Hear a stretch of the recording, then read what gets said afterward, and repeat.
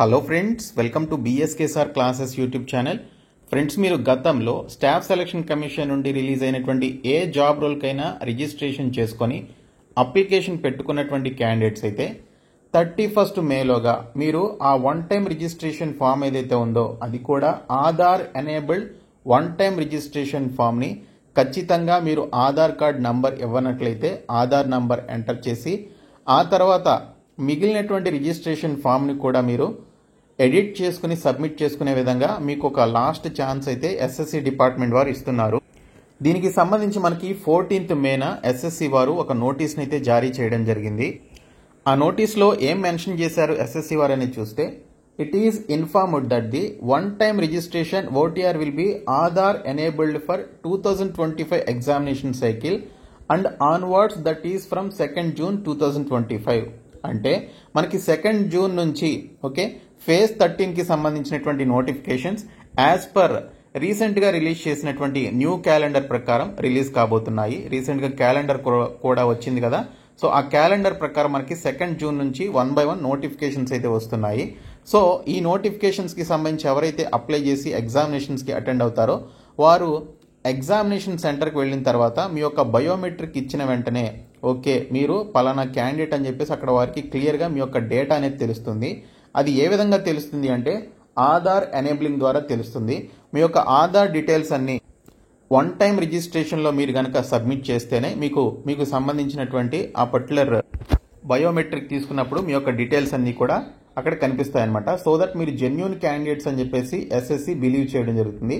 కాబట్టి మనకి ఈ విధంగా ఆధార్ ఎనేబుల్డ్ 2025 ఎగ్జామినేషన్ సైకిల్లో ఇంట్రడ్యూస్ చేయడం జరిగింది. సో దీనికి సంబంధించి further with respect to the annual examination calendar issued on 9th May 2025, it is informed that the option to edit the existing one time registration form OTR would be permitted only till 31st May 2025.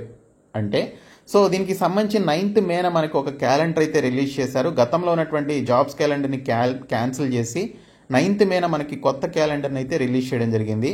So ఈ కొత్త calendar ప్రకారం మనకి next release కాబోయేటువంటి జాబ్స్కి మీరు already one time registration చేసుకున్నటువంటి candidates ఎవరైతే ఉన్నారో so వారు మీ యొక్క వన్ టైం రిజిస్ట్రేషన్ని ఎడిట్ చేసుకోవడానికి సంబంధించి మీకు పర్మిషన్ అయితే ఇస్తున్నారు. 31st May 2025 వరకు మీకు సంబంధించినటువంటి వన్ టైం రిజిస్ట్రేషన్ని మీరు ఎడిట్ చేసుకోవాల్సి ఉంటుంది.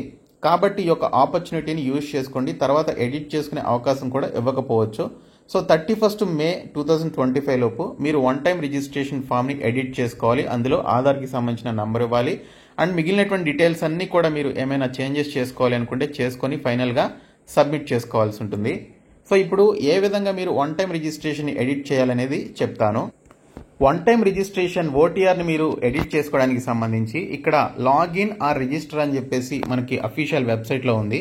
సో దీనిపైన క్లిక్ చేయండి. క్లిక్ చేసిన వెంటనే మీకు ఈ విధంగా క్యాండిడేట్ లాగిన్ అని చెప్పేసి వస్తుంది. ఇక్కడ యూజర్ నేమ్లో రిజిస్ట్రేషన్ నంబర్ అనేది మీరు ఇక్కడ ఎంటర్ చేయాలి. సో మీరు గతంలో రిజిస్ట్రేషన్ చేసుకున్నప్పుడు మీకు ఓటీఆర్కి సంబంధించిన యూజర్ నేమ్ ఒక ఐడి అయితే వస్తుంది. అది మీరు ఇచ్చినటువంటి మెయిల్ ఐడికి వస్తుంది. ఆ మెయిల్ ఐడిలో మీకు రిజిస్ట్రేషన్ నంబర్ ఉంటుంది. ఆ నంబర్ని మీరు ఇక్కడ ఎంటర్ చేయాలి. పాస్వర్డ్ వచ్చేసి ఇక్కడ మీరు ఆ రోజుల్లో రిజిస్ట్రేషన్ చేసుకున్న టైంలో ఒక పాస్వర్డ్ అయితే క్రియేట్ చేసుకుంటారు కదా, ఆ పాస్వర్డ్ని ఇక్కడ ఎంటర్ చేయాలి. ఒకవేళ మీరు పాస్వర్డ్ కనుక మర్చిపోయినట్లయితే ఫర్గట్ పాస్వర్డ్ అనేటువంటి ఆప్షన్పై క్లిక్ చేస్తే ఇక్కడ మీకు get verification code on email or mobile number or security sections అని చెప్పేసి ఈ విధంగా ఉంటుంది. కన్ఫర్మ్ పై క్లిక్ చేసిన వెంటనే మీకు మరొక ట్యాబ్ అయితే ఓపెన్ అవుతుంది. సో ఇక్కడ చూసుకుంటే మీకు సంబంధించినటువంటి reset registration ID are password అని చెప్పేసి వస్తుంది. ఇక్కడ మీకు సంబంధించినటువంటి డేట్ ఆఫ్ బర్త్ ఇక్కడ ఉన్నటువంటి క్యాలెండర్ని ఓపెన్ చేసి డేట్ ఆఫ్ బర్త్ సెలెక్ట్ చేసుకోవాలి. తర్వాత 10th క్లాస్ బోర్డ్ నేమ్ ఏంటనేది ఇక్కడ మీరు సెలెక్ట్ చేసుకోవాలి. ఈమెయిల్ ఐడి ఇవ్వాలి. తర్వాత మొబైల్ నంబర్ ఇచ్చి సో దీనికి సంబంధించి గెట్ వెరిఫికేషన్ కోడ్ అనేటువంటి ఆప్షన్పై క్లిక్ చేయడం ద్వారా సో మీకు ఒక వెరిఫికేషన్ కోడ్ అనేది మీరు ఇచ్చినటువంటి ఈమెయిల్ ఐడి లేదా మొబైల్ నెంబర్కి రావడం జరుగుతుంది. దాని ద్వారా మీకు సంబంధించినటువంటి పాస్వర్డ్ని మీరు చేంజ్ చేసుకునే అవకాశం అయితే ఉంటుంది. అదే మీరు అసలు యూజర్ నేమే నాకు గుర్తులేదు అనుకుంటే మీరు ఖచ్చితంగా మీ యొక్క మెయిల్స్ని చెక్ చేసుకోండి. ఆ మెయిల్స్లో ఎక్కడో చోట ఉంటుంది. స్పామ్ మెయిల్స్లో కానీ లేదా మెయిల్ ప్రైమరీ సెక్షన్లో కానీ లేదా అప్డేట్ సెక్షన్లో కానీ ఉంటుంది. అక్కడ మీరు చెక్ చేసుకోవాల్సిందే. సో చెక్ చేసుకున్న తర్వాత ఈ రెండు ఎంటర్ చేయండి. ఇక్కడ ఒక క్యాప్చా కోడ్ ఉంటుంది. ఈ క్యాప్చా కోడ్ ఎంటర్ చేసి లాగిన్ పై క్లిక్ చేయాలి. సో నేను ఈ డీటెయిల్స్ అన్ని ఎంటర్ చేసి లాగిన్ అవుతాను. మీరు లాగిన్ అయిన తర్వాత ఈ విధంగా మీకు క్యాండిడేట్ డాష్ బోర్డ్ అని చెప్పేసి చూపిస్తుందండి. ఇది మీ డాష్ బోర్డ్ అనమాట. మీ నేమ్, మీ డీటెయిల్స్ ఇవన్నీ కూడా ఉంటాయి. మీ father name, mother name, email ID, mobile number ఇవన్నీ ఉంటాయి. ఇక్కడ మీరు ఎడిట్ రిజిస్ట్రేషన్ డీటెయిల్స్ అనేటువంటి ఆప్షన్ పై క్లిక్ చేయాలి. ఇది క్లిక్ చేస్తే మీకు రిజిస్ట్రేషన్ ఫామ్ అయితే ఓపెన్ అవుతుంది. ఈ రిజిస్ట్రేషన్ ఫామ్ని మీరు ఎడిట్ చేసుకోవాలన్నమాట. మీరు ఏమైనా చేంజెస్ చేసుకోవాలి అనుకుంటే ఆ చేంజెస్ అన్ని చేసుకోవాలి. టోటల్గా మీకు 3 స్టెప్స్ ఉంటాయి. పర్సనల్ డీటెయిల్స్, అలాగే అడిషనల్ డీటెయిల్స్, అలాగే డిక్లరేషన్ అని చెప్పేసి 3 స్టెప్స్ ఉంటాయి రిజిస్ట్రేషన్లో. ఆ 3 స్టెప్స్లో ఉన్నటువంటి ప్రతి డీటెయిల్ని మీరు ఎడిట్ చేసుకోవచ్చు. ముఖ్యంగా మీకు ఇక్కడ do you have a Aadhaar card అని చెప్పేసి ఇచ్చారు. ఇక్కడ మీరు ఎస్ అని చెప్పేసి ఇవ్వాలి. ఎస్ అని చెప్పేసి ఇచ్చి ఆధార్ కార్డ్ నెంబర్ ఎంటర్ చేసి అదే ఆధార్ కార్డ్ నెంబర్ని మళ్ళీ మీరు వెరిఫై చేసుకోవడం కోసం మళ్ళీ ఎంటర్ చేయాలన్నమాట. So Aadhaar card number must and షుడ్గా మీరు ఇక్కడ ఎంటర్ చేయండి. ఓకే, సో ప్రతి ఒక్కరు కూడా ఇక్కడ ఎస్ అని చెప్పేసి పెట్టండి. తర్వాత మీకు సంబంధించినటువంటి నేమ్ కరెక్ట్గా ఉందా లేదా, as per 10th class marks list ప్రకారం ఉందా లేదా అనేది చూసుకోవాలి.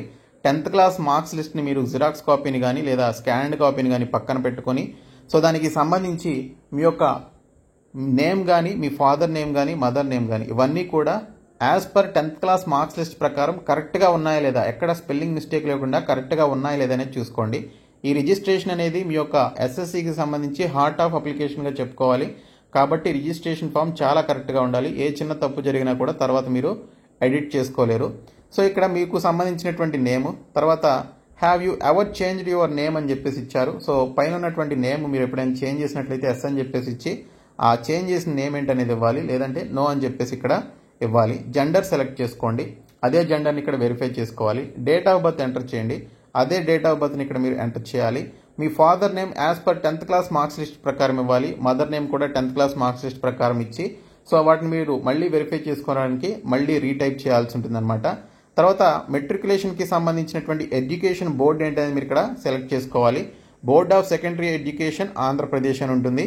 లేదా తెలంగాణ వారైతే మీరు ఆఫ్టర్ 2014 తర్వాత బైఫర్కేషన్ అయిన తర్వాత వచ్చినటువంటి క్యాండిడేట్స్ అయితే మీరు board of secondary education Telangana అని చెప్పేసి ఉంటుంది. మీరు అంతకంటే ముందు కంబైన్డ్ ఏపీలో మీరు 10th చదివినట్లయితే board of secondary education Andhra Pradesh అని చెప్పేసి ఇవ్వాలి. మీ 10th క్లాస్ మార్క్స్ లిస్ట్లో ఏ విధంగా అయితే ఉంటుందో ఆ విధంగా ఇవ్వాలండి. Okay, so 10th class marks list ప్రకారమే మీరు ప్రతిదీ ఇక్కడ ఎంటర్ చేయాలి.